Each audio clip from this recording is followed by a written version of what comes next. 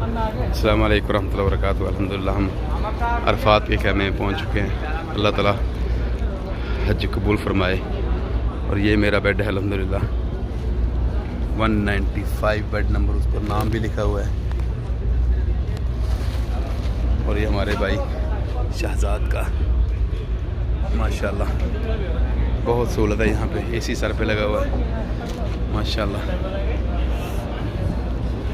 अल्लाह ताला बस कबूल फरमाए। अल्लाह ताला रिया कर इसे हम सबको महफूज रखे। आज का जो दिन है ये अल्लाह ताला के ज़िक्र करने का दिन है, दुआ मांगने का दिन है। अल्लाह ताला सारे हुज्जाज किराम को उनकी मुरादें पूरी करे, सारी दुआएं कबूल फरमाए माशाल्लाह। इधर इधर इधर आगे।